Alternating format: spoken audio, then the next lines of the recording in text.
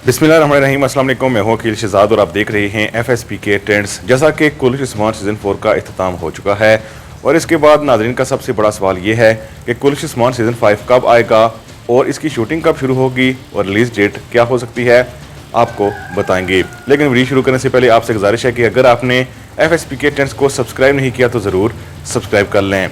जैसा कि सीज़न 4 इतना बेहतरीन नहीं रहा जितना सीज़न 3 रहा था, लेकिन हम इसे मार्जिनल यानी एवरेज कह सकते हैं।